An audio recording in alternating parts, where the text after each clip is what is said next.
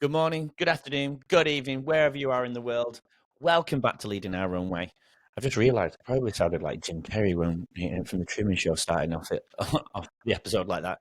But anyway, it is good afternoon here in Melbourne, Australia. I hope you, first of all, enjoyed episode 4 last week with Karen. Very insightful. It was amazing to speak to Karen. It was awesome to have her on the podcast. I met her just a month ago, and we reached out, we connected, and she was so vulnerable. It was amazing. She reached out after me and shared on her own stories on Instagram. You may have seen. She said how amazing it was that she'd opened up. She hadn't even opened up to some close friends. So if you missed that one, please go back. It was a really good one. Anyway, this week I can't believe we're in up to episode 5. A good friend of mine, again, lucky enough to meet in 2008. Actually, no, it was 2009. I was traveling the world and I was in Las Vegas. We met at a hostel and I saw him working on all this amazing artwork. He was designing computer games, the things that go in computer games. Fascinating. I was just drawn to him immediately. Mr. AJ Moore is joining us on the show today. And I find out through the journey of knowing AJ, he also created some comics, and I've got them here. They're really famous over in America. They're Super Newts, and I'm lucky enough to have them signed. Here's the 3 comics right here I've got. You will see them on top of my shelf in the episode, so have a quick look there as well. And there's my 3rd one. I'm lucky enough, I keep them all wrapped up. I've taken them out just to show you if you are watching on YouTube or Spotify. But there they are. AJ and I have a really deep conversation. I've always loved his journey, like I mentioned. He is a fascinating guy. Through this episode, we'll talk a lot about personal growth, being a father, being a man in the world. And we touch on leadership, we touch on trauma and identity and resilience. We also discuss the importance of influential figures. We look at empathy and compassion in personal development. And we touched on some of the darkness that he's entered growing up in. He grew up in Texas, San Antonio, Texas, and we talked a lot about some tragic loss, racism, murder, and suicide as well. So, listen to the intro, come back, and I think I always say the same thing, but the intention of the podcast is to be able to take snippets of these people's lives and see how they've navigated themselves out. And I just hope we all can take little tips from each of the guests to maybe help us out and how we can improve ourselves moving forward with our own lives, and how we can lead our own path. So we'll be right back after the intro. AJ is here on the show today, and sit back and let's take it all in. Enjoy the rest of your day. We'll be back in a few seconds. Welcome to Leading Our Own Way. I'm your host, Andrew White, and this is the podcast that unveils captivating narratives of resilience and personal triumph. This podcast is for anyone seeking inspiration and insights on overcoming life's challenges. Follow and subscribe, and then we can lead together forever.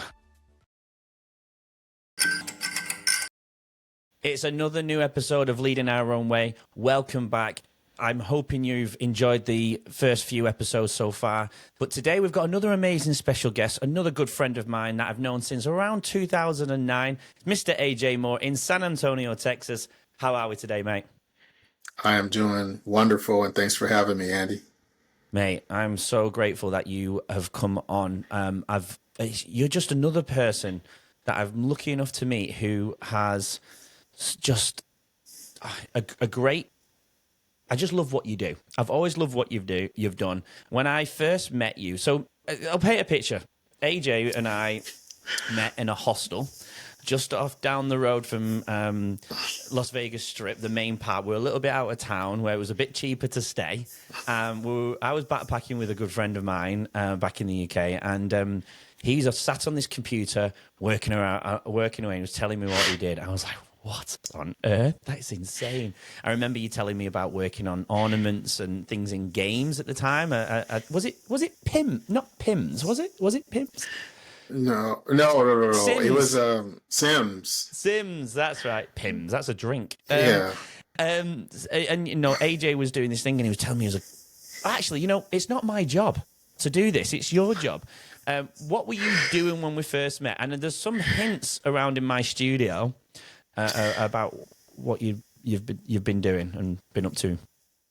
Okay, so actually when we met, I believe I was working on I was working on a project for Sony at the time. Yeah. And I believe it was Sony. I was building assets for I think it was Killzone 2. Mm. And it's a old game for people who remember. Mm-hmm. And yeah, I was building different shapes in 3D at the time. So I was there. I was in Vegas for NAB, which is like the National Broadcasting Convention for people that Right. do films and commercials and stuff like that. I was there. I was sent there actually. So I was doing two jobs at one and having a little fun, as you know.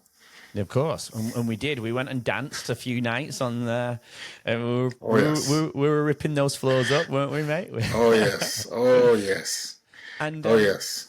yeah, I remember I would ask little silly questions, but you were telling me about even like the things that would appear at the side of a hallway or a room, and you were designing the ornaments or the props basically that went inside the frame. Is that correct? I remembering correctly? Because it's Yes. obviously Yep. nearly 20 years ago. Well, it's Yeah. 16 years ago. Wow.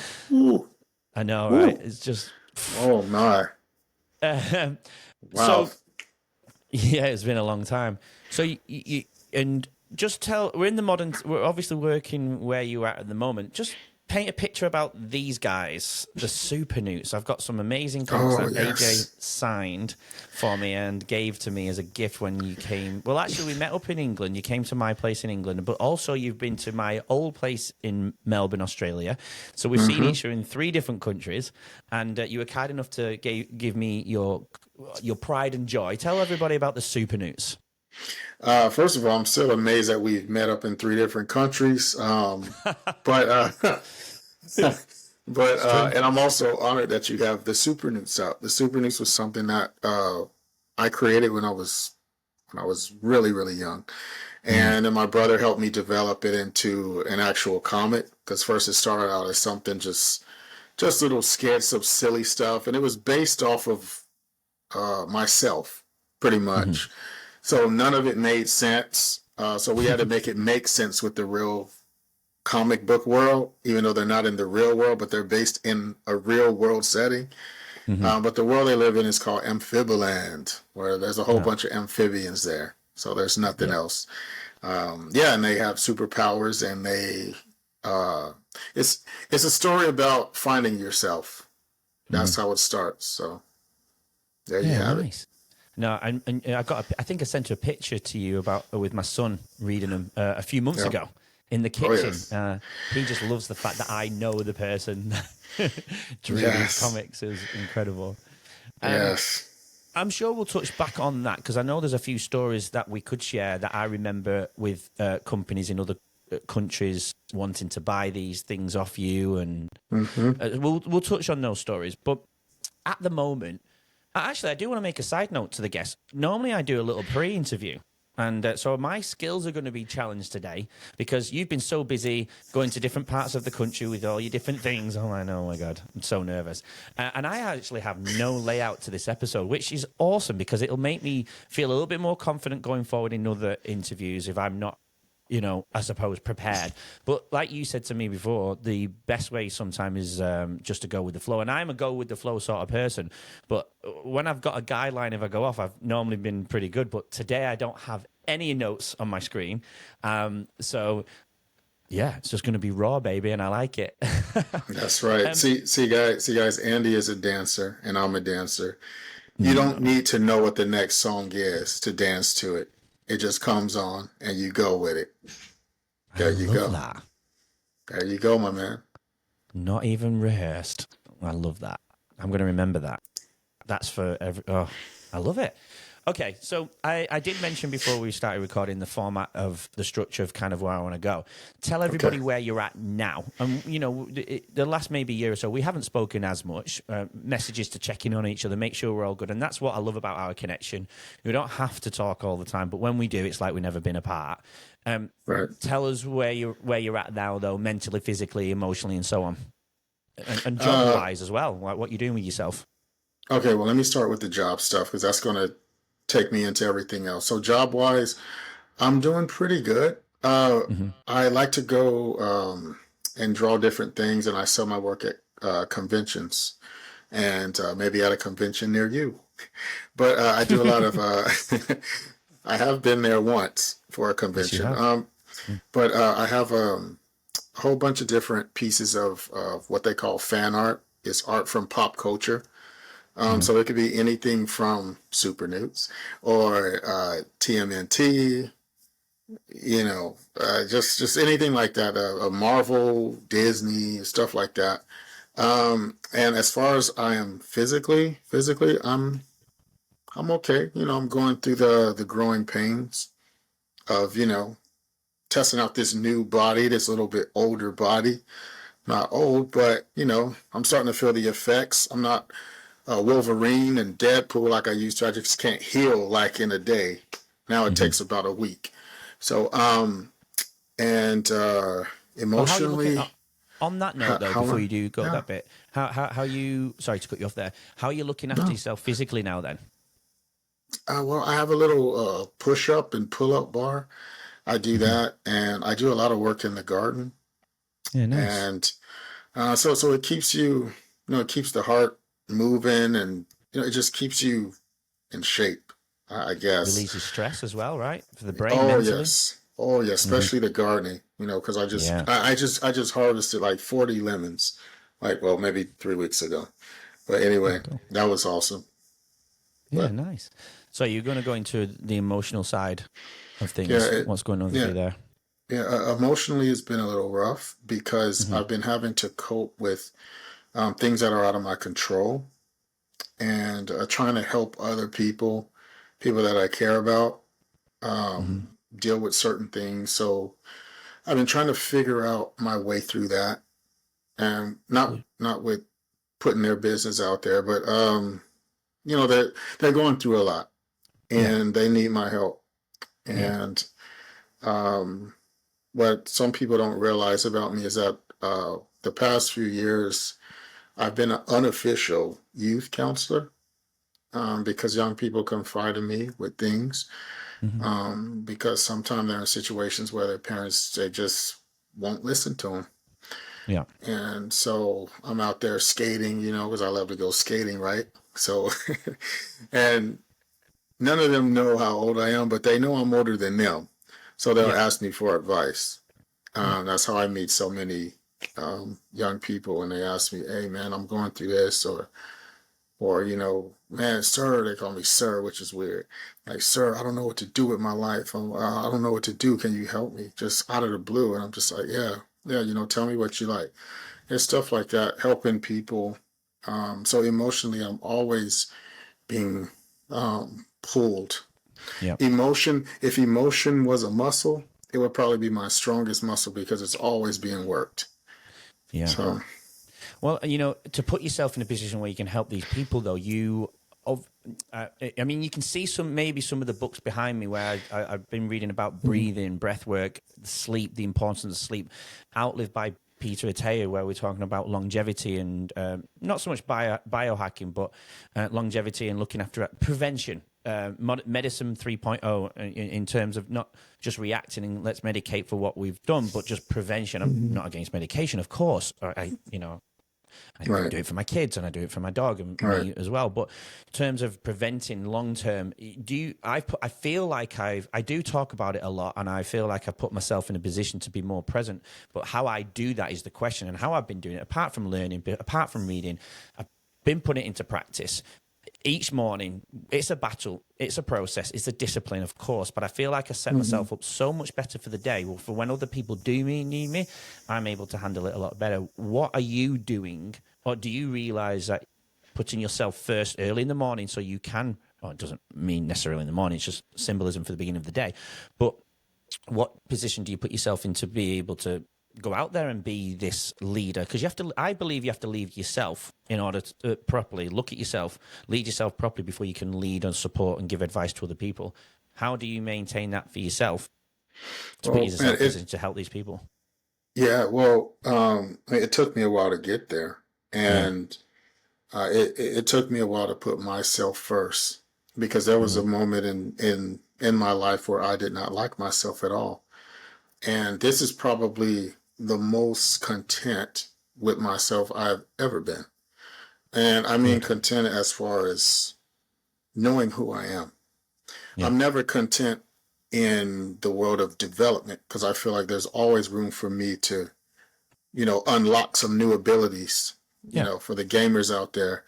So I always want to unlock new cheat codes, Levels. new levels, new art Yeah. abilities. Like, oh wow, look what I can do now, or look what I helped this person do. So um, I had to keep myself right here before I can help someone else with theirs. And being a leader is one of those things that you don't just wake up and say, I'm gonna be a leader. Yeah, of You're course. just chosen. Not to sound corny, but you're just chosen. Someone just Mm. looks to you and say, "Hey, sir, can you help me?" They could have chose anybody, man. It Yeah. was other men around, Hmm. but it was just something that they were saying, "Okay, I choose you." And if I look at you and say, "Well, man, I can't help you," come on now. Mm. I Yeah. feel like I can do better than that. I feel like I have a obligation. If someone You. calls upon me, and if it's within my means, then I will try to help them. Yeah. I mean, you obviously put yourself in a position. You probably got the energy out there and that presence. You obviously had that presence for them to reach out.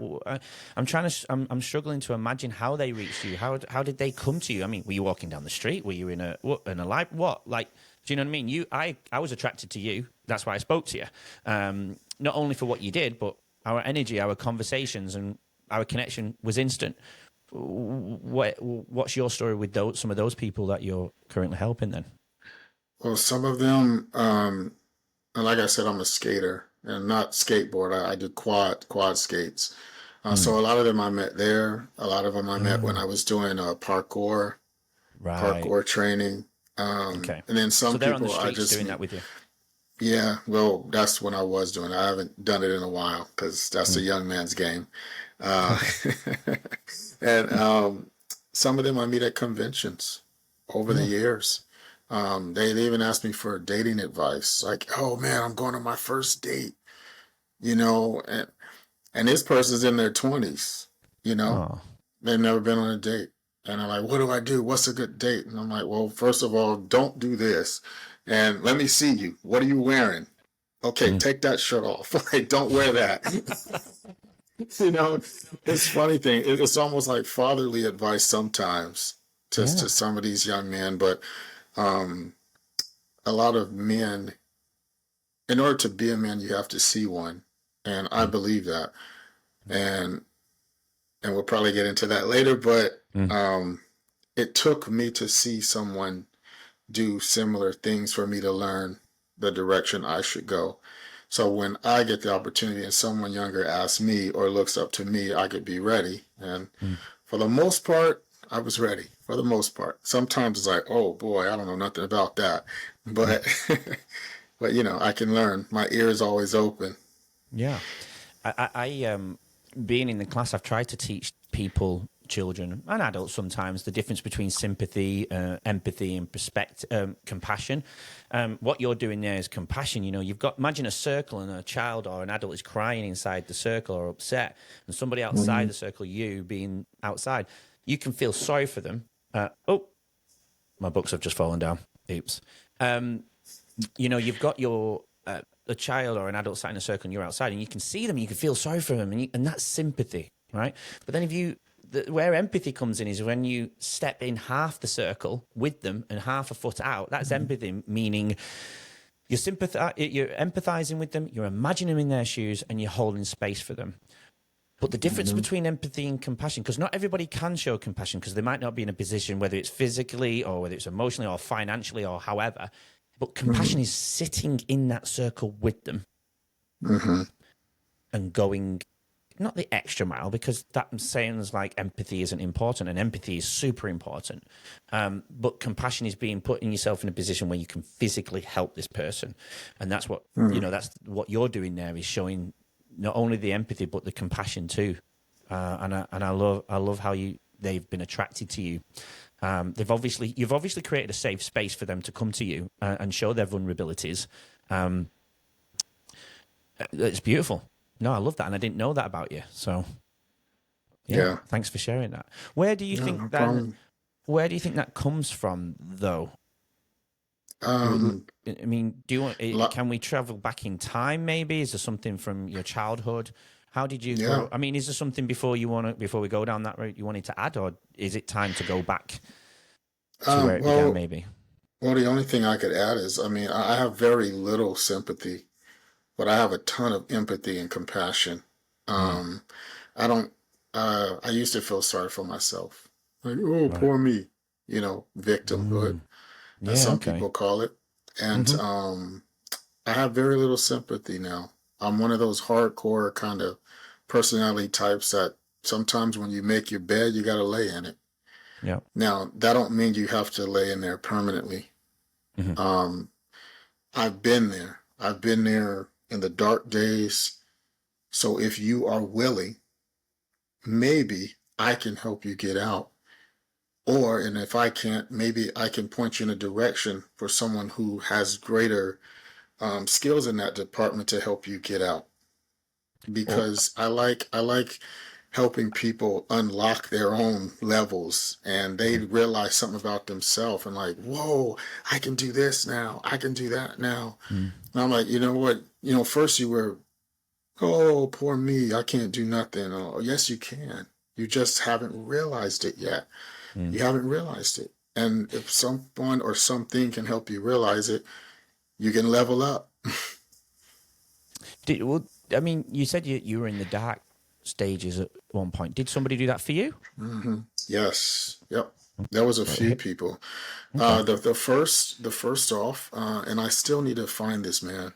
Um, he's the first man I ever seen. Wow. Now, let me explain for people that may not know. When I say the first man I've ever seen, I've seen a ton of males, Yeah. but at that time he was the only man that I saw.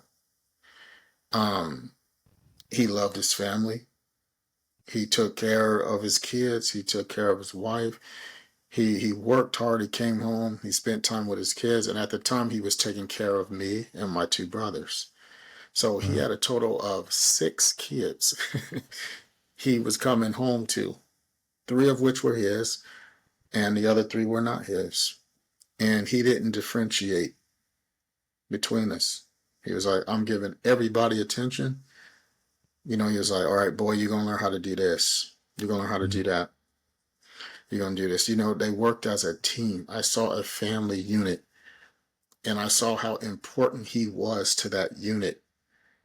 And if he was removed from that unit or he decided to not be a part of that unit, like my biological father was, it would have crumbled. mm. And not to say that um, the mother couldn't handle things. I'm not trying to put that out there. No. But I'm just saying the role of a man is very, very important. And he made me realize that. I realized what I was missing. And it wasn't my fault. My No. father, he chose to not be a part of it. It was a choice. It was no substance abuse, nothing like that. It was a choice, a conscious choice, which I still don't understand. But this man that helped me along, his name was Samuel Lewis. And I need to find him. We called him Brother Lewis because everyone in the church was brother and every woman was sister. Sister Patrick or Brother Dean, or, everybody that's how it was in black churches growing up. Yeah. And it still is today. But so he was Brother Lewis. That's what we called him. And he was fantastic. How Fantastic. old were you? I was maybe 10 or 11, Till what I think. age? It was only about a year. Wow. It was about a year And and how some did you lose? change. How did you lose contact then? How did that Um, fizzle away? those were the days where there was no social media. For some Yeah. of the younger viewers and listeners, they're like, huh? Yeah, there was no social media. So in those days, when you lost contact with someone, that Yeah. was it. And Hmm. they were military. So, Yeah. and in the States, military families often move around a lot. And lost contact. I mean, I was what, 10 or 11, somewhere in there. There's no way for me to keep contact with a grown man, you know. Yeah. And then we moved a lot because we were very poor. Mm. So so it just, everything just went away. So I've been trying to do some searching because I don't think he's on social media because I've looked. So I'm going to go into another deeper place to look and see if, like, maybe he's here, maybe he goes to this church. I don't know. I can't remember. I just remember him. Yeah. I was gonna say, could you have remembered any of the children's names that because no doubt they probably Oh yeah. would be similar age to Hmm. us, and they might be on social Yep. media. Well, Yeah, they say, might. I've tried. So, but we'll yeah. yeah, it's a Yeah, whole well, nother. maybe you never know. Maybe one of the viewers will go out there and help you as well. What's the name Yeah. again? Say the name again. His name is Samuel Lewis, and I Samuel don't Lewis. know. He might have been a. I think he was the first because his son. He always called him Junior, so he Yeah, was the first. So yeah. we'll see. So okay, I feel like it goes deeper back before him because there's a reason why he came into your life. Let's go Hmm. further back. Your dad wasn't around. Was he around? You said he made a choice, so I'm guessing he Hmm. was in your life, made a choice Yes. to go elsewhere. Can fill Right. that, paint that picture for me. Yeah. He was around. Hmm. Um, Together with for your mother. my. Yeah, he was. Hmm. If that's what you call it. Let's say for my older brother, he was there. You Right. know, he was there. And then once I came along, he started not being there. Yeah. And then my younger brother came along, and then he was like, "Okay, I'm out." Yeah. Got too much Um, for him. well, no, other things were more interesting. Let's put it that way. I think we know what you're trying to say. Yeah. Hmm. I don't want to, as much as um, as much as I would like to just bury him right here, Hmm. I can't do that because it's not fair because he's not here Hmm. Yeah. to defend himself. Of course, we're not. We're not here. We're definitely not here to bury anybody or put anyone, defame anybody. This Hmm. is about you, your Hmm. emotions, and how it paved your energy, your motivation, Hmm. your perspective, and Hmm. your outlook on life towards others. Which we've began with where you're currently at, and Hmm. it's definitely starting to track, and we can maybe look at that journey. So, Hmm. when was the last time you saw your father? Oh wow. I would say, wow, it's probably been 20 years ago. Oh, so And you of saw him as all an and adult of, then. oh yeah, and like what's weird is that it was at like a MLK march, a Martin Luther King march, randomly. Just Wow. there he was, and I knew who he was, and he didn't know who I was. He had Oh no no. clue. Yeah, he had no clue, and I didn't even bother him. But I'm like, wow, there he is. You know, So you didn't go up to him and say, "Hey, I'm your son." nah, nah, it wasn't the.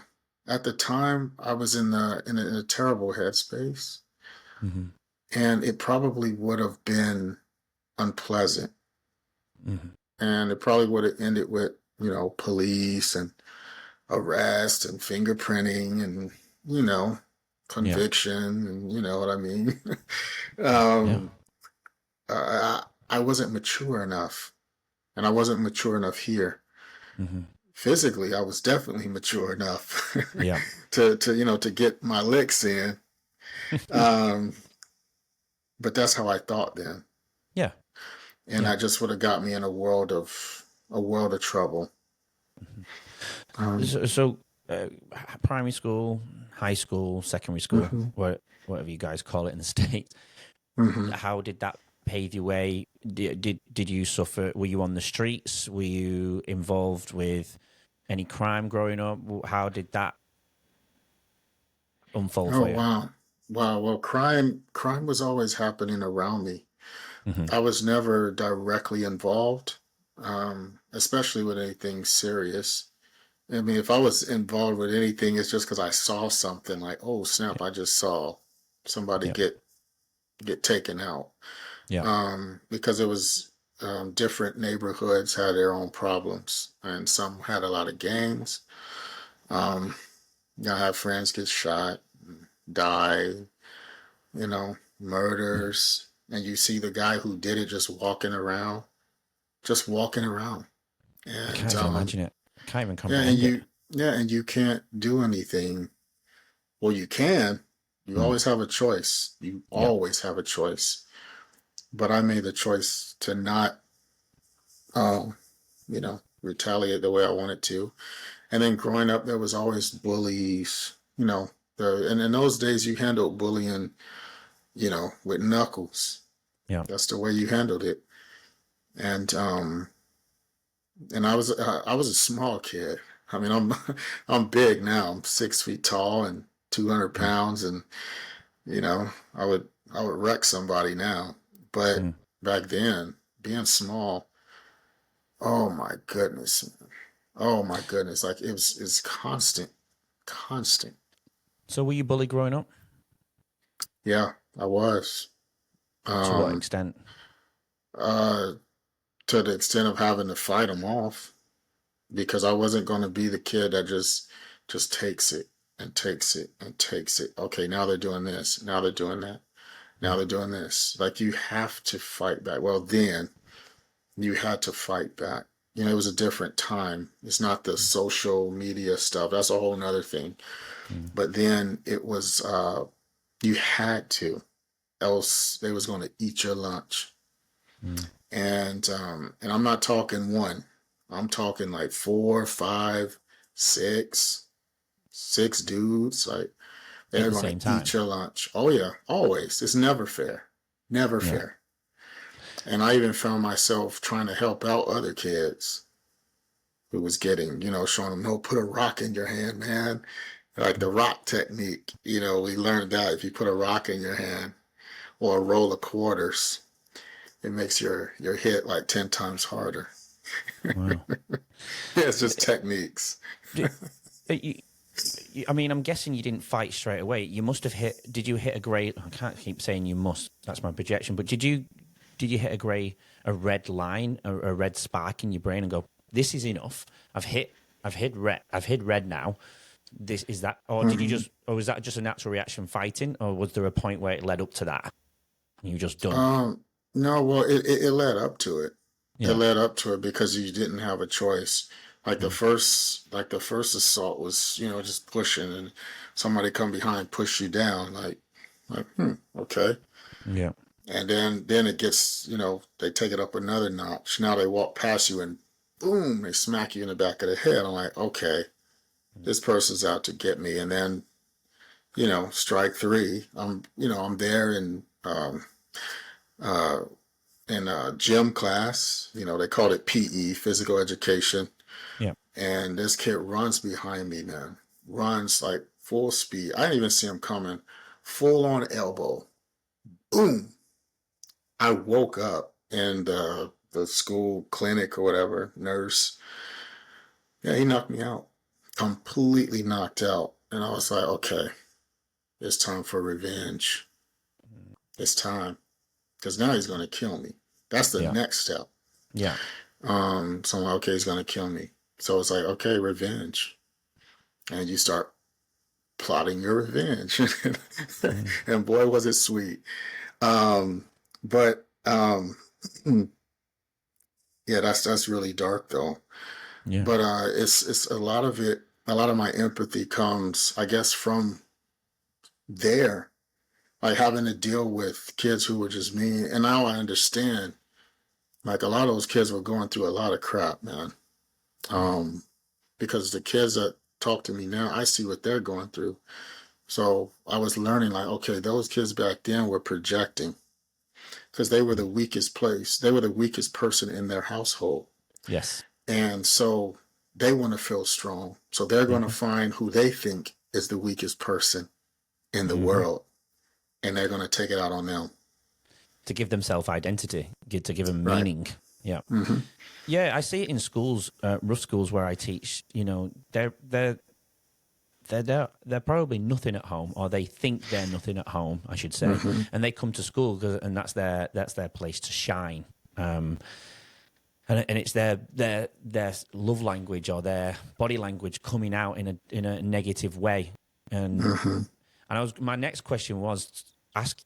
You've kind of answered it, but my next question was going to go, where you said then you helped other people in high school, Mm-hmm. where do you think that came from when you were being bullied? But what do you think was happening, but maybe at home or in your own life, that felt, no, I actually want to help some of these kids who are being hit in the canteen or cafeteria, wherever you Mm-hmm. were? Where do you think that came from? Um, Well, it wasn't empathy because you helped out, so it was yeah. compassion. Yeah. Optimus Prime. That's Yeah. my answer. Oh, Optimus yeah. Prime. It sounds silly, but No. I learned a lot of that from him because he was compassionate towards his Autobots. He cared for them, but even though Yeah. the Decepticons were the enemy, he didn't Mm. want to destroy them. He was like, Megatron, you're my brother. Mm. And I'm like, okay, he's having compassion for a guy that wants to destroy his whole existence and all the people he cares about the most. He's like, I care about you, but I'm not going to let you run over the people that I care about or people who are weaker than me. And I'm Yeah. sitting here like, okay, I got a job to do. Yeah. Optimus Prime, baby. Optimus Hey, Prime. One that's shall a stand, one shall fall, right? That's a great answer, and what a way to take something that you know probably just sit there casually and watch and enjoy, but then put it into real life. And I just wish Mm-hmm. more people, when they're watching a documentary or Mm-hmm. watching a movie like that, or a Yeah, cartoon of at the time, maybe. yeah, Optimus Prime, He-Man, Yes, I any remember him. any manly like figure. Here I go with the Mm, manly word, but any manly like figure, like we will watch stuff with Arnold Schwarzenegger and and Stallone, like yeah, Rambo, yeah, like, and I'm like, okay, man, these guys fight back. These guys don't take that. Like you don't, and they were never, apart from Terminator, they were never bad guys. It mm, was people who was messing with them yeah. or messing with somebody they cared about, Mm. and then they gonna put that smack down on you, man. But they didn't react straight away, did they? They hit that line that we mentioned and thought Mm-hmm. the underdog moment, and then they turn into the I suppose heroes of the Right. storyline. Excuse me. Yeah, yeah. No, I love that answer. That was great. Yeah, Also, also, I wanted to add professional wrestling, which I still love today. mm, Professional wrestling helped me get out that aggression, right. and it taught me some things. It taught me What? some moves and some holds that I could apply to people to inflict some damage. And I also learned how to talk. I learned like, okay, well, maybe I don't have to fight out of everything. Mm, Maybe I can outsmart people, you know? mm, Maybe I can, talk somebody down. That's yeah, always learning how to talk people down. Um, no, so I'm just like, oh, okay. Just now I was learning, I was leveling up. There we go again, leveling up. Like, how can I mm. de-escalate this without causing any damage to myself first, and then to that person who just might be out of their mind. Yeah. And the de-escalation I still use that today. That comes back to put yourself in that state of mind and that physical state. You have to be, I suppose, centered and balanced and working on the self on a daily basis in order to not, because there's times where I go, God, I really want to go and speak to that person because I know they've said something or that I don't necessarily like. And it might Mm-hmm. cause a bit of a battle for a while. And I reflect and go, no, because I'm going to come out of that looking really bad. And I don't look stable. And so and I think some of the work I've been doing, I feel like I can just maintain that calm Mm-hmm. and, respond appropriately, I suppose. So, yeah. Mm-hmm. Okay. So we're still in your childhood. We're in high school. Is there anything else that you kind of went through? Any other form of trauma? Any other journeys in your Ooh. younger life? Yeah, man. Oh man. Okay. This was in just before high school. I was in what they call middle school here in the States. It's like Hmm. seventh or eighth grade. And I was a nerdy kid. I was little, I was chunky, chubby, fat, or whatever they want to call it nowadays. Pleasantly plump. And that was a girl.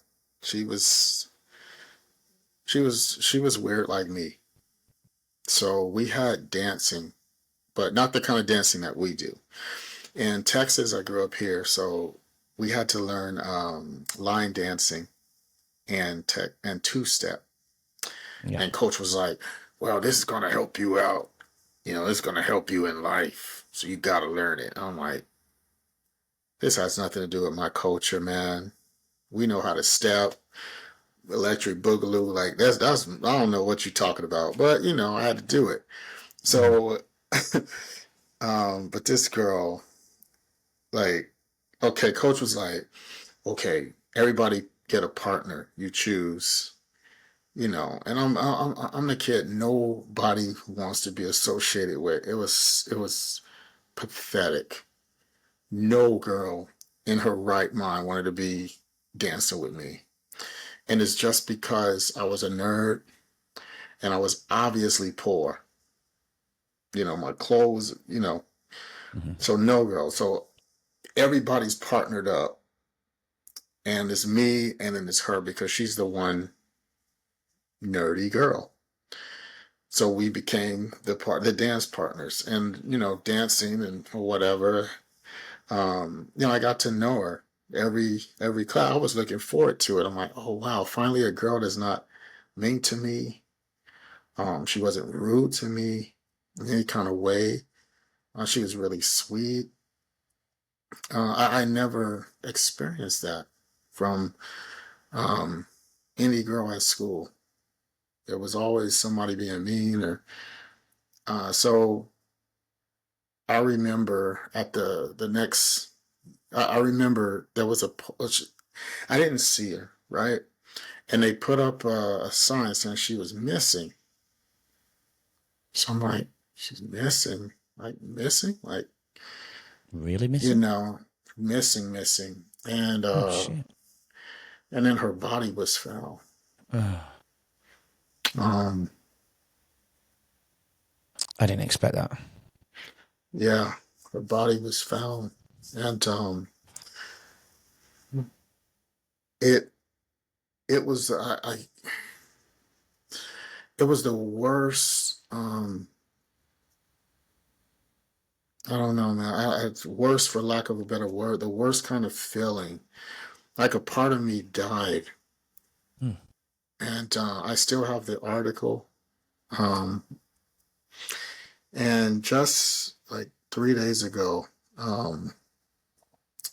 because she was on my mind, so I was just searching on the internet, and I came across this guy named Charlie Parker, and this older man. He's like an investigator, and it kind of turns. He lives here in San Antonio, and he is the guy who caught the guy who killed her. How long And after? so, I think it was that same year, I believe, he caught her. Yeah. Hmm. And I reached out to this guy saying like, man, you like, we gotta meet up, man. Like, um, like, cause this helped give me closure to know that you're the guy that got him. You got his ass.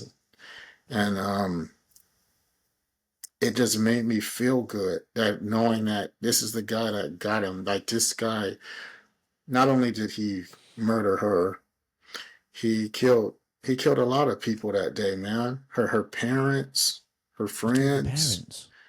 No, no, I mean like he Oh, killed sorry. them, Yes, yes, not yes, yes, physically. yes. He killed her, Sorry. but it Yeah. destroyed a lot of people. I should use that word. He destroyed a lot Sorry. of people's lives. Yeah, of course. And he destroyed a part of my psyche. And Mm. she still lives there. And knowing that this man got him, he got his ass, and it made me feel good. It was like, so that for those years, I was angry, man, just really, really angry. Mm. Um, and I developed. I mean, I didn't trust people anyway, but after that, it was more of a wall up. Walking around my fist balled up. Just mad. Like I don't trust anybody, and you know, this guy, because I felt, selfishly speaking, like I felt like the one person that was good to me, some guy just went out and did what he wanted. And took it from you. Yeah, he just did it. And at the time I was a kid, I didn't realize, oh, he took it from her parents, anybody who cared about her. He destroyed a lot of people. Yeah. But how old were you it guys? was let's see, 7th grade, probably 14 years old. So an adult, he just took her from. What was she walking home? I mean, can I ask these questions? Was she walking home? No, it's in the story it says he knew the family. Oh. He knew the family, and he murdered her, and then he didn't want to be caught, so he took her and dumped her. Was he in the house? I think he was in the house because they knew him. They were together, and he was the last person. I guess working. Because I mean, it's like when you have friends. Like, for example, you know me and you trust me. You let me even stay in your house. Of course. You're not suspecting me of anything. No, yeah. And so I'm not sure of the level of trust they had with this person. I don't even know who he is. And and I'm glad I don't know how he looks because he's due to be released from prison. I think he's already out. He did over 30 years. And but knowing that Charlie got this guy, it helped me with closure. Yeah. And it's like I leveled up now. Like that part is closed, and I got stronger. I think about her a lot, man. Yeah. I think about her a lot, and I didn't even get to know her for very long. But it's amazing how kindness goes a long way, because she was kind to me. She was kind to me. That. Yeah, and she didn't have a reason to. She could have treated me just like the others. She was kind. So I'm like, you know what? That's it. In the spirit of Ilona, I'm gonna be kind. I'm gonna try to be kind, because I mean, it meant a lot, that she was kind. We told my son that, you're gonna make some bad decisions in life. That's okay, but man, be kind first. Kindness first. Doesn't matter if you don't agree with your sister. Doesn't matter if she's doing something wrong and you don't agree with, in her eyes. Just know the intention behind some decisions, and that they're not always there to be bad, but you be kind regardless, and model that. Right. I'm the first man in my daughter's life, and I'm trying, and I get it wrong over and over again, but I'm trying to model how to be the man that hopefully she will, be with one day, and don't take shit from him. Don't let him do whatever. We won't go down those lines, but I think you know what I'm trying to say. And I want her. Yeah, I don't know how to say it because I know what you mean. I don't know. Kind of lost track after that because I didn't expect that story. It's kind of knocked me off side west, to be honest. Yeah, I don't talk about it much, man. I don't really talk about it much. I hope to talk about it more now. I mean, thanks for sharing, man. Being that this is on the internet, I guess anyone who comes across this video will know.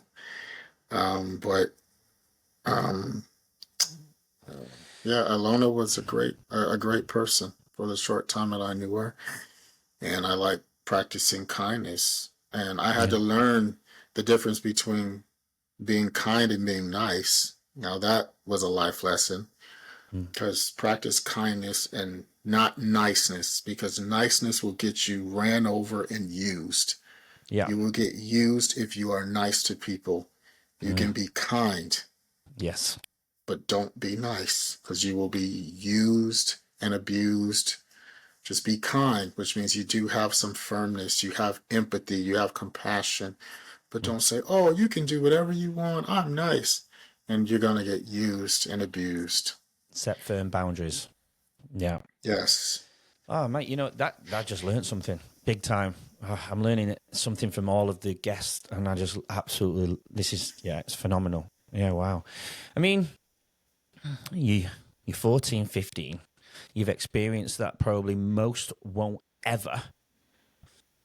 Well, from my neck of the woods, anyway, definitely here in Australia. England's, definitely different from Australia, and I love that my children are growing up here because I would consider it a million times safer than where I grew up. Even though I had a great childhood, no qualms about my childhood.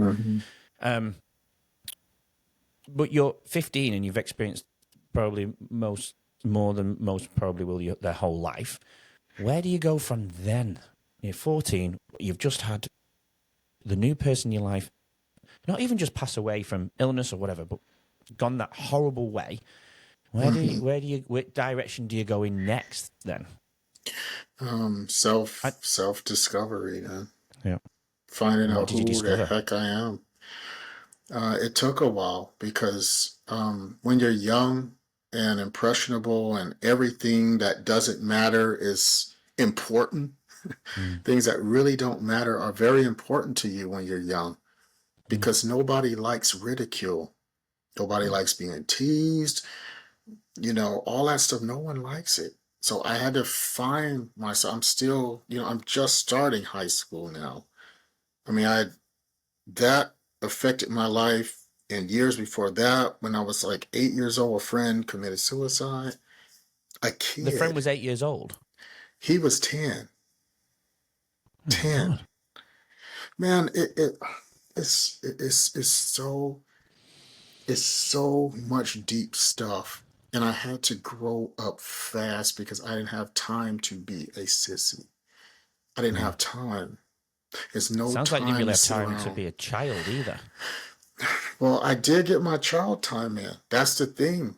And that was my escape, man. That's where the drawing comes in and the cartoons, which is why I still love cartoons.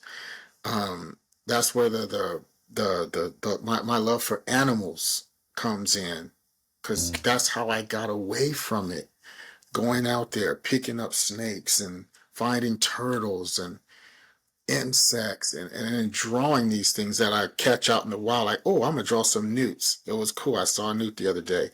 And, it turns into something else. And I had my brother, my younger brother, who was there with me. I mean, he's 4 years younger than me, but, we had each other. Mm-hmm. And we're still close now.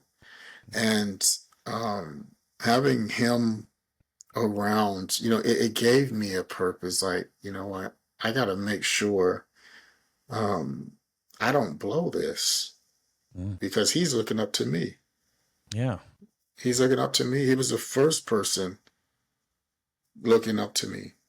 Like what I did, he did. And I'm like, oh snap, he's one. My older brother checked out. He didn't have, he wasn't trying to lead anything. That's not his thing. And that's just that's his story. Yep. But my younger brother was there. So from the point of getting in high school, I had to figure out who am I? Like who is Albert Jamil Moore? Who am I? And yeah, everything just started to make sense. Everything started to make sense after high school. Before we do go there, I was going to say before, and you did touch on it, but I was going to say, I think, and I could be wrong, but your drawings, you created, I suppose, a different universe where you could be a child, or the things you were drawing could be a child to some extent, with safety, with a kindness, but still battling obviously the Super Newts have the powers and they go and save the day. I mean, some of these illustrations, I do want to stand that up because it shouldn't be lying down. I mean, even her face is kind, even though she's looking like she's going to fight somebody. She looks so kind in this comic front cover. This is you sign. I'm just looking at your signature, and you signed this in 2015 for me. Yeah, beautiful. Wow, It's a beautiful green one. Yes. Which number is this one? That's the green number one. That's number one, is it? Oh, yeah, I can see that. Sorry, I can see it in the corner. Yeah. I'll just put it up to the camera so you can see it. Yeah, wow. I'll put that down here. You know, it's funny. I was even thinking these books are killing me falling down, right? And then you share the story and it puts it into perspective. I'm like, I don't need to worry about those books. So for symbolism, those books are going to stay down now for the rest of the show because it doesn't matter because perspective is everything. And that's not important. You know what I mean? I know that's maybe a bad example, but I transfer that to real life. Yeah. You know, and when I've shared my trauma, and when you've just shared yours, and the next guest actually on the next episode, I know he created such a safe, and I'm going to repeat this on the episode, but he created such a safe space for me to vent to him about my trauma, and he never questioned, he just listened, he heard, and then I went round to his place later on, and he shared his trauma, and I sat back. And I, when you told me your story before, I started to tear up. And I was thinking, fuck, that is way worse, way deeper than my trauma. If that had happened to me, that would make my trauma not even feel or look that bad. But you know what was beautiful about it? It was the fact that I said to him, I can't even, I feel bad now that and he went, Andy, he cut me off and said, there's no ranking on trauma. There's none. Everyone feels differently about every scenario. Everyone looks at everything differently. And I kind of feel like that with you. Some of the things you've shared, oh, God, I think I would go down under those circumstances. I don't know how I would cope. And listen to you talk and listen to how you are now and how you've come out. Oh, I don't even know how to reflect on it personally. Thanks for sharing, man. Yeah, man. You know, they used to say, I mean, I'm sure they still say this, but they say God never throws anything at you that more than you can handle. I used to hear that growing up from people in the church. And so I guess I could handle it. I guess so I'm here and I tried to make some kind of positive out of it. So maybe I could handle it. I mean, it's not nothing that I'm proud of that it happened, but I try to put a spin on it, man. I try to, channel that energy, channel that anger, the frustration, the pain. Oh man, it is so much stuff that happened, and it's hard sometimes as being a man because we're not always allowed to emote. In this society, if a man emotes, it's often met with some kind of, whatever, man up, get over it, or are you a punk, or it's never, well, it's not never, but it's not often met with compassion and empathy. It's like I felt like nobody gave a damn about what I felt. A girlfriend, like, okay, I'm, okay, oh, she's cool. But I'm like, but does she care about how I'm feeling when I'm feeling something? I'm almost scared to emote that because, like, well, man, he in there crying. And it was psychological. I was telling another friend this, like, sometimes it's good to talk to another man who gets it, because we don't often get a space to share our emotions without some kind of ridicule or pushback or nonchalant, like, man, whatever, and everybody needs a chance to talk, man. It's so important. I've I'm quite an open book, and I've told my story many times, and I've heard it back. It's all about you. Or hold on, we've entered a safe space. I thought, or at least I thought, it was a safe space to talk about it. I vented for 10 minutes, and then we've moved on. But it doesn't necessarily mean it's all about me. So it's a tough one, and I've been told to man up many times. I won't say if that's a friend or a family member, but I've been told to man up, but I then I sit back and reflect on their background and what I know of that person, and I know of those people, and I know the jobs that they have and what they have to go through on a daily basis to be able to get through the day. So I understand their mental state of where they're at in order to say that to me, and that gives me peace in a way, because I know the troubles that they have to go through in their job, and the things that they may see. So I'm okay with that. That's how I've got through that. Am I okay with them saying the words to me personally? No, I'm not. But I sit back and have that perspective, I suppose, and that's what gets me through it. And this is, man. That's talking the talk, and I think leading our own way, the book, and nurturing leadership was supposed to be the walk in the walk, to try and get goodness out there in the world, and a platform where we can all learn from one another. And I think anyone that's got a story, it's worth sharing, and it's worth hearing. Okay. Yeah, for sure. Going back to you, your high school. You said it before. I mean, you kind of we shared many stories of triumph there, but then you brought up your friend committing suicide. We don't need to go into that as such, but is there anything else that you've missed out though? Because you brought that one up later. So before we move into the later teens, early adulthood, is there anything else that might paint a picture further? It's hard to just talk about it in a vacuum, but Yeah, of course. basically my father made me hate myself. He made me hate myself. How? And I hated myself for a long time, because he wasn't the kind of nurturing, very spiteful,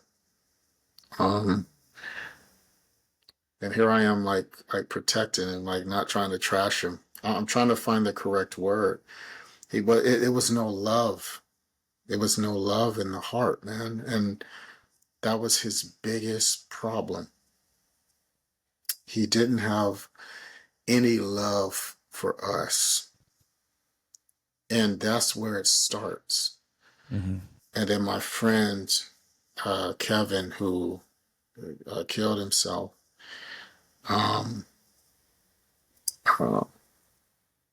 It made me learn that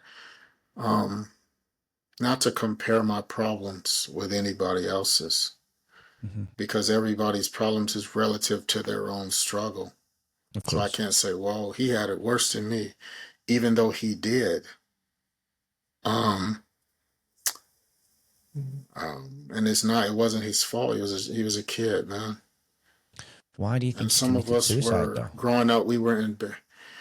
I know exactly why, because it was abuse. And it was abuse from day one. It was just abuse, man. And he just couldn't take it. And there was nobody, or at least he felt there was no one.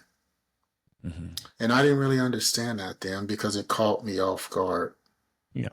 Because when you're that young, you're not expecting any one of your friends to die, let alone by their own hand. No. No. Absolutely And not. and I still can't believe it. And Never leaves he, you. like, no, and like he's the one that made me want to learn how to do flips. He could flip like really good, man. Like he could do, flipping, and backflips with no hands, and Yeah. I don't know. It just really, it just, I don't know, things like that you don't get over, you just get stronger, you know? Um, it's just a lot of things wrapped up. And then growing up poor, that's always a thing that I hated. I hated not having stuff. Mm. I hated it. And the thing is, it's one thing to be naive about your financial status, Mm-hmm. but it's another thing that you know. Because some kids didn't even know they was poor. It was like, well, I'm eating bologna, and and some kids didn't know, Yeah. but I knew.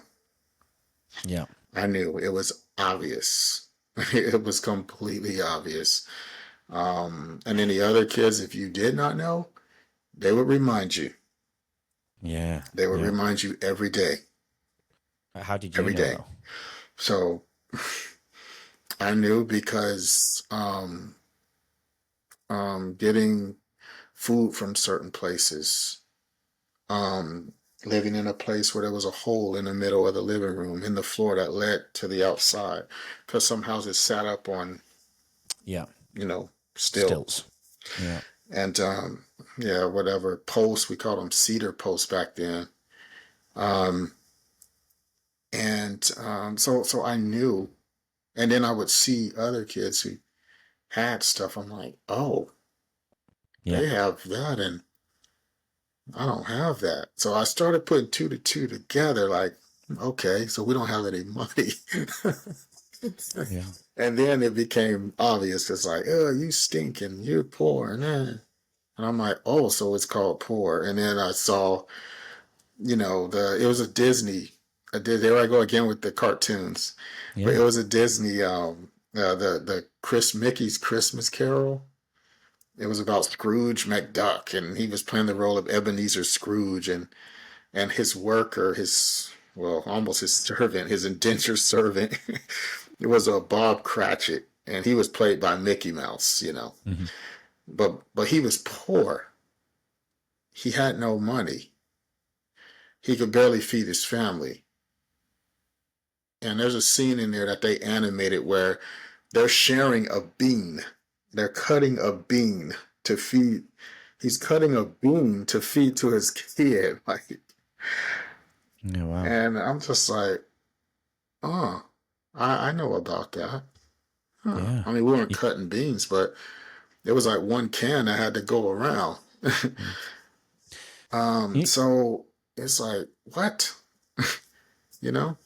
you were relating to these shows from such an early age. I can totally see your journey into why you got. It just wasn't about the drawing. It was way deeper than the drawing. Mm-hmm. Way deeper. Yeah. I just thought you were a Way talented deeper, drawer man. and painter and whatnot. And Mm-hmm. it goes way, and you just, you design, you look at these, and I think makes me realize about other books and other things. It comes deep. They always come deep. It's like rap Mm-hmm. songs and music. They come from stories. They don't just make up a story. They come from something. Might be adapted. They might have changed it along Mm-hmm. the journey, but they've come from deep somewhere, haven't they? Mm-hmm. And yeah, wow. Mm-hmm. Okay. Hmm. Yeah. So late It's teens. rough, man. It's just really rough. Yeah, it is. Yeah. Yeah. Late teens and um yeah. And so I mean that was one of my avenues out, like to get my mind out of it. And Mm-hmm. it was all of that wrapped up into growing up in this country and dealing with racism. And Mm-hmm. then you tack that on. Yeah. When you tack that on, it's like, two hands nailed up, and now they're going for the feet and breaking your kneecaps. Mm-hmm. It's like it's too much. Mm-hmm. Because like living in San Antonio, we were a minority here.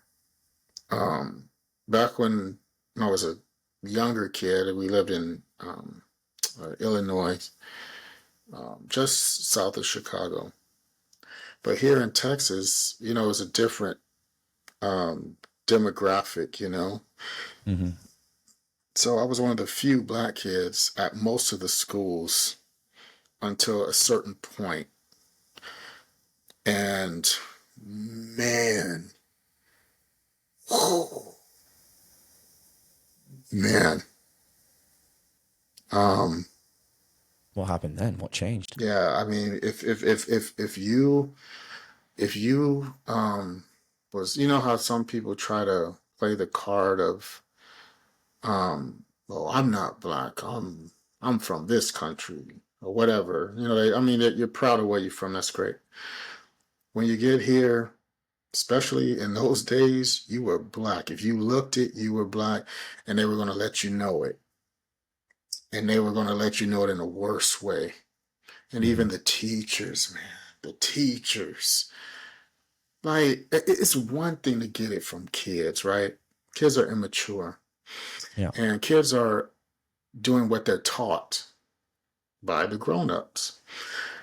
But when you got teachers, come on now. It's like there are, like, I remember, I try my best to remember the good teachers. Yeah. You know, Miss Mm. Tiemann, Miss Jones, Miss Turpin, Miss Keys, you know, Miss Hammond, Miss Ridgway. I try to remember the good teachers because it's easy to remember the bad ones. It is. Yeah. It's easy. And The it was reason for that always is, something reminding me. yeah. No, sorry. Go on. Carry on. Go ahead. No, I was just going to say, yeah, I learned it from a Uh, book here, but there's like eight. There's like eight survival emotions, and I won't go into that because I'm still very much learning. But five of them would be perceived or labeled, even though there shouldn't be a negative and positive. But that would be the more negative side of the eight emotions. You know, like shame, mm-hmm, guilt, sadness, and so on. mm-hmm, And our brains tend to go that way, apparently, and that's what I'm learning right now. And mm-hmm, it's interesting that our brains go to the negative side, and probably more so than the other side, the outweigh. You know what I mean? Sorry, carry on. mm-hmm. I did cut you off. That was unprofessional of me. Go on. No, no, it's all right. I'm glad you got that thought out. Sometimes you got to get it out. But it was just a rough journey, man. Always being reminded. I remember this was in high school, man. Like, um, you know, this dude, like, he made a noose, and for those not familiar with things that happened in America in our past, a noose was, you know, what they used to lynch people, Mm-hmm. and for many many years this was legal, and they would lynch black people, and that was the thing. It was on postcards, you know, postcards. Can you imagine that? Just Google Jim Crow postcards, and you'll see what I mean. Okay. But this guy tied a noose, um, and he threatened to put it around my neck. He thought it was funny. And those are the things, getting back to what I was saying, I was trying to learn how to talk my way out of things. Some things, no, there's no words for that one. It's like if you try that, you're getting knuckles. It's just simple as that. You're getting knuckles. That's what you're going to get if you try that. Some things, I wasn't talking. Like, we ain't talking. Because you get to the point to where you had enough. You had enough, and I don't care how many of y'all it is. So there comes a time where you just have to stand up and just, you know, say no. Some things just, some things you just got to get through, and it makes you stronger. Mm-hmm. You just got to get through it. Yeah, man. It's just, it's complicated though, man. It's because adding the race factor is very unnecessary, and people still can't get past it Mm-hmm. for some reason. But that's what things were built on. Um, it was just built on that. So it's still being taught, Mm-hmm. and it's still there. Mm-hmm. And people will try to get you with it. You know, I mean, it was a little worse then, and now it's more like tribalism. and stuff going on, but you know, I managed to get through it, man. Um, I never let it be the end all because I've been through much worse. And I'm one of the fortunate people, being black, I'm fortunate to have been um, able to deal with racism in a way that my um, my people before me, my mom's generation, they didn't have the opportunity to deal with it the same way. It was different for them. Mm. So, we are able to deal with it differently growing up than the generation before us. Um, we don't have to take it, and there's a lot less people dishing it out to your face now. Yeah. That's for damn sure. Than they had. So I keep that in mind too. And I also keep in mind, as I move forward with my life, I need to always keep the ancestors in mind because they didn't have the opportunities that I have now. So if I'm pissing it all away, what all the suffering that people went through so I can do certain things now with ease. I feel like of course I'm living my own life, but I feel like I owe some part of my success and my well-being to that struggle that those people put up with. They couldn't do anything. And now I'm hearing I can do just about everything. So I'm going to make good on it, and I'm not going to make excuses when I cannot do something. You see? Yeah, but you're making that choice to do the right, to live with that integrity, and you could make the other choice, like you mentioned before. You have choices, so in a way, you are leading your own way in that sense because you are choosing to go right down the right path, and I suppose put faith. No, I don't know what it is. Honor them in the right way. I don't know if that's the right way of saying it.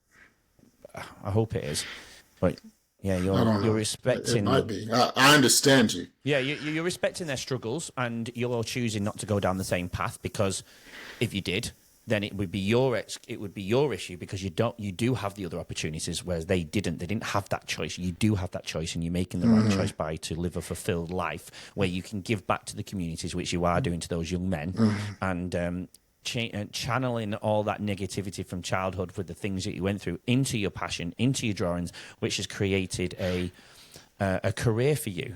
You've not gone and done other things. It's like those videos you made in nature. I used to share that at my school, and we used to look forward to each episode every week. Going on where because I helped open a bit of a nature school, and we went outside into nature, and you and I was so proud that I was able to show my friend on the TV to these kids because we did go out into nature. We did go to the hay bales and stroke the animals because we had animals on the land. We didn't have some of the animals that you had. We had snakes, but we didn't see any. And you were handling all this. Yeah, I couldn't do it because I grew up in England with concrete around me, and I didn't really have that. But it was awesome to see, and you put it into, and you've channeled it out there to the world to share, and that is the symbolism of leading your own way. As cliche, maybe it's not a cliche yet, but maybe it is going to be a cliche one day. Okay, so yes, where do I go from now then? How does it lead into your career, into your profession? Where does that channel, or unless there's anything else to go before? Mate, if there's any gaps to be filled in your journey. I don't think there's any gaps to be filled, but there's probably things that it'll hit my mind. Like when you were talking about the snakes, and I caught my first snake probably when I was 4 or 5 years old. Ugh. Didn't even know what it was. It's just like, ooh, there he is, got him. Oh no. And I've never been bitten by a venomous one. I have been bitten, but not by a venomous one. So I had to learn really quickly, like, oh, some of these can hurt you. Yeah. But how it leads into my life now is all the cartoons, all the movies, I wanted, I wanted to do that. Now, I didn't always want to do that. I wanted to be a vet Oh, okay. Yeah, that because I makes love sense. animals. Mm.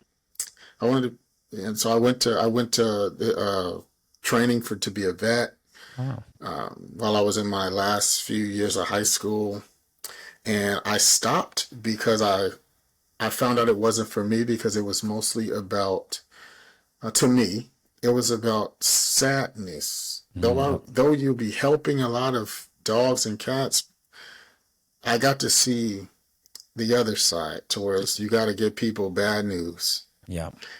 and I don't do well with that, man. I don't do well with that. I don't not with dogs and cats. Like, I don't do well with that. Like, any excuse I get to draw a dog, I'll draw it. And like when you had introduced me to Flossie, I love dogs, man. Like, and so I'm like, wait a minute, this is part of the job. Like, nah, this isn't for me. This Yeah. isn't for me. So I was like, you know what, I'm gonna stick on the art because I was always drawing. I never stopped drawing. Yeah.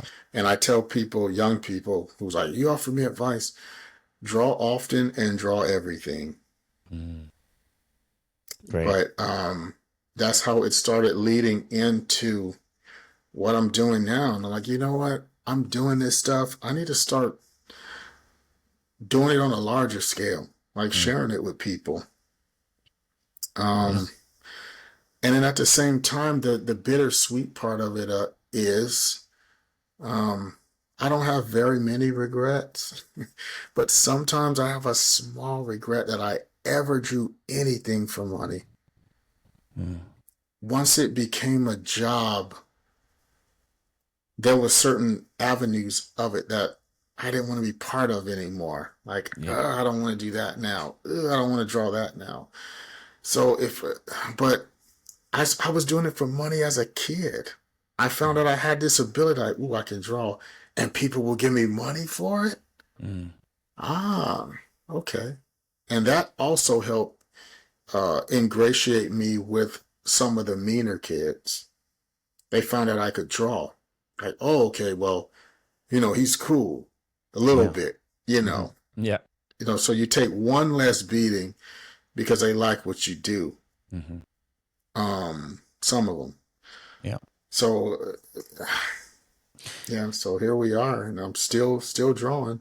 Well, just quickly, because I remember a story you did tell me, but before I go into that, just going back to the vets training, how long? Because I like to understand the duration of that, because there'll be a big decision of why you left, and you did explain it, but I want to know the depth of that decision Mhm. making process. How long were you studying the training aspect of being a vet before you quit? I reckon about like 2 years or so. So that's what I'm saying. You were Like, in seriously, I depth. was in like a training. Yeah, it was like a training program for like underprivileged kids. Yeah. Well, underprivileged youth. I mean, I wasn't really a kid then, but it was like those last few stages of getting out of high school and about to, what is your career going to be? Mm. I'm like, okay, so I got enrolled in this program, and it's ran by a man named Colonel Cooper. He was a colonel in the military, real tough guy. I love this guy, man. And he would teach me. So he was a vet for years. Hmm. Um, and yeah, he was the head of the program, so he was in charge of taking us to the clinical studies, and we would actually be in, the the surgery room of a dog, or one time he took us to the slaughterhouse. The slaughterhouse. Oh my God. And I was like, oh man, I'm like, what does this got to do with us? He said, because there's a part of veterinary studies, somebody has to inspect the animals. Mm. Somebody's got to do it. So I'm like, oh, ooh, like, I'm sorry, my phone. Seeing something killed like right in front of me, like, it was weird. That was Yeah. really weird, and that I'll never get out of my head either. Yeah. Oh my God. Especially when you And love I'm them not a so much. vegan or anything. Mm. Yeah, I'm not a vegan and I'm not vegetarian. Um, I do differentiate though. Yeah, me too. Yeah. Um, uh, but it was a lot. So I'm like, man, I don't know if this is the right path for me. Yeah. Yeah. And it wasn't. Well, that paints the picture. I get that. I really do. Okay, so I remember a story. It was probably over 10 years ago. So the story might have changed in my mind, so correct me. But I remember these Super Newts, they're your children. And your other comic. Do you want to tell Yes. people about Dawson? Can you tell them people about the other comic that you created as well, the Yes. other cartoon? Yes, it's a story called Dorse and Deuce, and it's about a horse named Dorse that believes he's a dog because he's raised by a dog named Deuce. I love it. And that's pretty much the baseline of the story, and they go on adventures and whatnot. Brilliant. Yeah, and so these guys were your children growing up. I remember you articulating it in that way, and then you had an opportunity, and we mentioned money, and that's what ignited this particular story. But you had an opportunity, let's say, and if I correct me if I'm wrong, was it a Mexican broadcasting company? It wasn't Mexican, but it was South American. Oh, that's okay. That's It where I was got in mixed up South then. America. Yeah. Okay. I don't know why I thought Mexican, but South American broadcasting company that came to you and offered you a substantial amount of money, and I think it should be better from the man itself. Can you elaborate on that story for us? Right. So I was working with an agency, right? I was doing animation for them. And they got wind that I did stuff outside of what I did for them.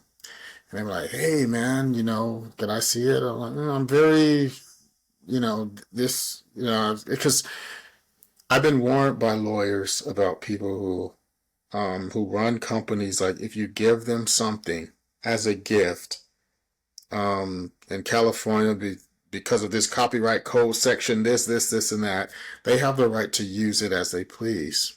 Which is why if you are a creator, don't go to San Diego Comic-Con and just hand out free comics to studios, because you're giving them the right to use it without paying you, because you cannot copyright an idea. So you keep your ideas to yourself. Now, if they buy it, then they bought it. But that means they can't do anything with it because they bought it. It was a purchase. So, long story short, they wanted to see what I had, and I'm like, okay. I'm like, well, here's an online thing you can read. I'm not gonna bring you anything physical and like, oh, we want this, and I'm gonna show it to this company we know out in South America, and they're offering, like 7 figures and to get this thing going, and I'm like, well, okay, well, what am I going to be doing? Oh, no, they just want to buy it, and they want to turn it into a Spanish show, and I can't remember what the plot was going to be. He was saying it was going to be a Spanish show using my stuff, and it was a buyout, and it sounds great. It sounds wonderful, 7 figures, especially somebody who's living paycheck to paycheck. But I just did not feel that it was right. I just didn't feel it. I felt like I was selling out. And some people be like, man, you are dumb. You could have been rolling in a mansion, you know what I mean? Like, yeah, all of that. All of that's great, man. All of that's and it's a lot of talk in this business. The way a lot of it works is they come in with a number, and then that number is going to go down. Then it's going to go down again. Then it's going to go down again. And then you're going to have to get lawyers, and they're going to get a cut. So then it's going to go down even more. And then down even more for an agent, down even more for licensing. So that first number better be extremely high. And you always want a deal to where you are getting some residuals. And now I didn't know all of that then. I have a friend who was an entertainment lawyer for over 30 years, told me that Like, I'm so glad you didn't make that deal because you just would have got your payout and you would have got taxed and you would have got extremely taxed and you probably would be broke. Because the we have a tax code here. So there was a part of me that felt like, maybe I should have just to get out of my situation. But I worked so hard on it and I'm proud of it. Mm. And someone once told me if you could do something and not get a dime for it and still be happy with it, you have something. And so if it's supposed to be this big 7 figure thing, then it'll be that regardless of that deal, you know. Now, if Disney comes a knocking, that's a different story. Yeah, of course. And you would have lost all the rights to those children, if I remember correctly. Wait, yes, I would have lost everything because Yeah. it's just an outright, it's just a buyout. Yeah. Like, here's the money. And the thing is, a lot of times when projects get bought like that, it's because the company's trying to do something with the money so they won't get taxed on. Like, oh, you have to spend X amount of dollars before the end of the year. Mm. I've seen studios just buy tons of new computers because they're going to get taxed at the end of the year if they haven't spent a certain amount of money on assets Mm. to build. So they buy projects and just shelf them, Yeah. which is crazy. Yeah. And then no matter what, like they could have them doing porn. They could make a porno animation out of it, and there's nothing I could do. I would just have to like, well, I disassociate myself with that, Mm. and it would be too much. It would be more than I could take. I've lost enough things. I've lost enough people, and that would be just one more thing to make my blood boil. Um, that's Mm. just the worst end of the stick. On the positive end, you could have just got some money. Um, I, but I wasn't very educated at the time when it comes to finances, and it would have been a disaster. I think based on everything with the rest of the story, putting the puzzles together, I think you made the right decision. And because when you told me that story, I think I did the same reaction because I was traveling, I was poor, I had no money, and I can't remember correctly, and I don't know if you're comfortable saying it, but what was that figure to paint the picture of getting out of the? Are you comfortable saying? I believe they said the first time they said 12 and Oh, then million yeah, yeah, with an M. yeah. And then it was like 7. I'm like, wait a minute, I thought you said it was 12. Oh, well, and like, okay, Mm. okay, it's changing. If it stayed at the 12, would you have taken the Because the 12? guy talking, I might have. I mean, I was getting tempted. I mean, it was a lot happening. But Mm. the guy who was relaying the information, like he wasn't even part of it. It's like, how can I um talk about how much money you're gonna spend on something? Mm. I'm putting numbers out. I'm writing checks that you gotta cash. I say, man, it's like 12 million. Like, how do I know that? Do they know that, or are you just saying that number? Yeah, It was too much of um, give me, give me, give me, give me, give me. yeah. And being an artist, a lot of times when other artists who hear this is going to know what I'm talking about. A lot of times when people see an artist, they see dollar signs. Not dollar signs for the artist, dollar signs for them. Mm. Because a man once told me, talent is cheap when you got it. But when you don't have it, you have to pay for it and you get an artist. But you say, well, we'll say we offer you this amount of money while they make billions. Mm. And so when your money runs out because you got no residuals Mm. and it's still making billions, Mm. by the way, Mm-hmm. you're done. Yeah. And if you ever go somewhere and try to use it and say, well, I created it, so I'm going to draw it, they're going to take you to court. Yeah. Mm. So you can't even cash in on it in any way, shape, or form if they don't allow you to. So I've had a lot of people come up and, hey, man, I got this gig with Disney. and I need you to draw this and this. I'm like, okay, well, what's the split? No, the Yeah. split. Well, I'm just going to pay you per drawing. I'm like, but what's the split? Like, do you want me to be part of this for the long haul? And you're talking about paying me $50. Like, what are we talking about here? If you're talking Disney, everyone throws Disney out there. I work for Disney, Disney, because they know that's a buzzword. Yeah. And they know a lot of artists are very desperate. We need money.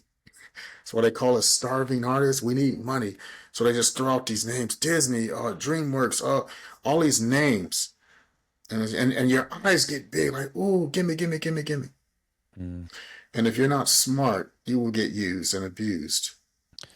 Yeah. Like being So, nice, what you said before earlier. yeah, being nice, like, oh yeah, man, I'll do it for you.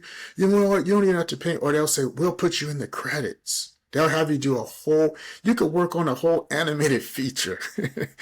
and they'll put you in the credits. Yeah. You know, like the credits are gonna do something for, oh, look at my IDB. I got one credit. And now my eyes are burnt from squinting looking at the computer all day for hours on end. You can't be with your family. You know, it's like, nah, we good. Yeah. I'll find a different way. So what highlights now then? Coming a bit further on, you've entered adulthood. You've said no to the South American company. Where's your journey then taken off and gone further into your career as an artist then? That's what led me into the convention scene where I was selling my comics and books. Yeah. And it came to a crashing halt when reality set in and like, man, you need some money. Like, you can only sell enough to pay rent and then all the other bills that add up. Yeah. And then you get sick, so now you got medical bills. It's like, uh-oh. So the other artists who were generous enough to drop some knowledge on me, they're saying, well, why don't you just start joining us? And we travel and we do conventions and we sell art. We draw stuff for people. And I'm like, you know what? Why not? That's what I'm doing. Yeah. I mean, I lost my other job as an animator. So, because I was working in the industry, I was an animator, and the company went under, and everybody was on their own. So that's what led me to say, you know what, I'm gonna do my own thing. Forget it, and I never looked back. For whatever it's worth, whether it's a negative in a bank account or whether the bank account is exploding at the seams, man, I went all in. And I'm too deep in to get out of it now. Some moves I could have definitely done better. But overall, I think it's been positive, and I'm real excited because I have a lot of papers over here. But I've been writing again. I got like a jolt of rejuvenation. Like the time is right again. It's right again. My friend is doing a project that I can talk about. This is a shameless plug, but it's with Luminetic company in LA. And she's pitching a new animated series. It's going to be called Isabella Castaspella. It's about a little girl who's a witch, and she's going on adventures like casting spells, and she has friends. And so I'm one of the character designers, and I create the worlds and stuff. Oh, cool. And I said I would never go back to animation because I was burned. But she, the creator, she has always been the one honest person who believed in me and my skills. She always felt like I should be paid the top dollar. Not, she never was lowball me. So I said, you know what? I'm going to come back to this business, but just for you. Because I believe I can help her get this over. I believe that she can get it over. So yeah, Izzy, I think the IG is Izzy Cast Spells. It's really cute. So if you got kids or whatever, it's a book right now. Yeah. But yeah, I'm excited about being part of that, and it helped rejuvenate uh, my inner creative to tell my own stories. Yeah. Nice. Um, because from this, yes, yeah, from this, it could lead to other things. For It could sure. lead to, my other stories being um, worked on. Because she talked about that with me, like, maybe after this is done, if we get Izzy over, maybe in the future we can direct one of yours. I'm like, you know what, I'm down for that. Because Yeah. now I'm getting in bed with the right people, Yeah. people that I know. Yeah. Nice. Um, Well, and you'll if have to she send can't me. do it, then she'll know who I can. Yeah. Well, Yes, I'll send you some shots of the characters and stuff. yeah, and send me the information. We'll put them in the show notes to push both of your work together, collaboration together. If you two are both happy, I'm happy Hmm. to let's put it in the show notes and spread that love as well. And if people are watching this, it gets out to more people, doesn't it? So let's Yes. yeah, yeah, beautiful. So that's currently what you're doing now. That's one of your projects. But you've just been traveling, I believe. So are you still doing the convention stuff as well at Hmm. the side of that? Yeah. Oh yes. Oh yes. I Nice. just got home from Portland the other day. Oh, Where I was. They got an ice storm, and the city isn't equipped to handle snow, so it was just a shutdown. So the convention was damn near empty because people couldn't get to the place because the roads were shut down. yeah. So it was a few people there. So it was a disaster financially. However, I'm still smiling. I survived it. That's good. You win some, you lose some, right? Mate, you look like you're in a good space. I feel like you're in a good space. And I think just through this last hour and a half, people have seen where you're at and where you've come from in order to get where you're at. And it's such a beautiful journey. And I'm sure we could be here for another hour, maybe. I don't know. But you're shining, you're smiling, and it's always a pleasure to to talk to you and connect with you. And I feel like I've not shared it, but I've been at the side of your journey for the last 16 years and watched and seen everything you've gone through. And anytime you've done a YouTube channel, I've loved to have watched it. I've shown my children and I've shown the children at school. And anything that anyone that I know does something amazing, I love to share it. Even if I'm not directly connected to it. I just love Hmm. spreading that love and sharing the journey that you guys are on. If you were to give, coming towards the end of it now, but if you was to give some general advice to people based on everything that you've done today, what would be the Hmm. ultimate piece of advice, one liner that you'd give to people that are watching? Um, find something positive that you believe in Hmm. and stand with 10 toes down, 10 toes down on the ground and stand on it and don't waver. Hmm. That's the advice I can give you. Beautiful. Because it's going to help you with your character, Hmm. no matter what it is. If you believe, I want to be a great father, and this is what being a good father means to me, Hmm. then you stand with 10 toes down and you do not waver. Say, nope, this is what we're doing, and I'm not veering from that. This is positive. Yeah. I'm only talking from the positive aspect of life, because you can put 10 toes down on negative stuff too. Mm. I'm speaking from the positive. So find something that you believe in, or if you just have a set of codes that you live by. What do they say? Stand for something or fall for anything. If you Mm. stand for nothing, and I say this to a lot of people, you have to stand for something. You Mm. have to, else you're nothing. If I strip you of all your money, you could be rich as LeBron James or anybody. If I strip him of his money, all your gadgets, your phones, your computers, everything. Who the heck are you? Mm-hmm. Yeah. And if that's a worthless person who don't give a damn about nobody, only if you have money, then there's probably some things you need to work on with your character. Mm. But I've been to the edge, I've been at the bottom. So if you strip me of all this that I have, Yeah. I know who I am. Yeah. And I'm going to stand with my 10 toes down. And I'm going to tell you, I'm not wavering for you or anything out there. Mm. So stand on something. Well, even if no one takes anything from it, which I definitely will. I just definitely did. I think that relates back to neuroplasticity. Rewiring of the brain.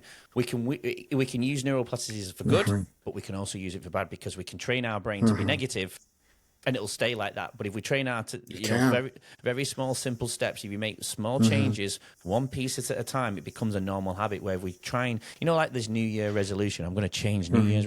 It's too hard. It's too hard to withstand. And all the New Year's resolutions I've been through, I don't know about anybody else, I've done, was died after like a week. And I think over the last year, trying to make small, simple steps turns into a big, big habit, which means you've trained your brain to go in a different direction. And that's a great piece of advice and a nice metaphor to use alongside it. Yes. And for one quick thing for the young people there, because I say this to a lot of my youths, there's something that I learned the hard way. Is just because you can doesn't always mean you should. Absolutely, yeah. Some of us have a lot of money. Some of us have a lot of reach, a lot of pull. But just because you can do something doesn't always mean you should. So that goes back to the empathy and compassion. Oh, I can do this. I can do whatever I want. But that don't always mean you should. Yeah. That goes back to standing. So young people, because it's your world. My time is going down. It's y'all's world now. And you can do whatever you want. But some things, think about it. Think it through. Because just because you can, and no one may catch you, no one may even see you, but it doesn't always mean you should. Think about somebody else. Think about somebody else and put yourself in that situation. Like, wait a minute, if I do that, what if they did that to me? Okay, let's not do that. Let's maybe we should do this. So, all right, I'm done. No, it was great piece of advice. And I think, again, connecting what you just said there, doing the right thing when nobody's watching is the true test of life, isn't it? Doing the right thing when nobody's watching. That stuck with me when somebody told me that. I actually forgot to do it on the last episode, but I've been asking my other guests, and we didn't do the pre-interview, so I didn't give you time to think about it. But if I was to I'm asking the people who I'm interviewing that at the end, anybody that in your life that's the format of leading our own way and the core values of leading our own way. Is there anybody in your life that know that you'd be willing to ask if they would be willing to sit in the low chair, the leading our own way chair, and appear on the podcast that you think would be, first of all, willing to share their journey, but also you feel that somebody could learn a lot from their story? Is there anyone in your life that you think could do it? Yes, there is. Really? Yes, there is. Nice. Yeah, and I'll be more than happy to point them in your direction and see what they say. Yeah, no, please ask their permission first, because normally what I would do is get the people to do it in the between and they would share it right here. But we did things slightly different today. Like I mentioned at the beginning of the episode, we had no pre-plan with this, and I hope people could see this rawness in you and your journey. And I learned a lot today. Not just about you, but also just going with the flow, and that's what life sometimes has to be about, because things come our way. AJ, been a pleasure, man. I really appreciate you joining us on Leading Our Own Way. I think a lot of people will get from your story, and mate, it's been an absolute pleasure. Thank you so much. Oh, you're welcome, and thank you for having me on. Yeah, absolutely. It was absolutely so easy to think of you, to get you in. That's our first season. Didn't even have to think twice. I've always loved your journey, and I know our connection and friendship will last forever. And hopefully you get back on Australian land soon, or when I've got the money and the kids have grown up, I can end up in San Antonio to come and see you. Yes, yes. Everybody else, thank you for joining us on Leading Our Own Way. Until next week, have a great week, everybody. Thanks for listening and watching Leading Our Own Way. So we can stay together forever and share more incredible journeys, please subscribe to the channel. That way you won't miss next week's episode and what that amazing guest has to offer to the world. Please support Leading Our Own Way, and we'll get you on next week's episode.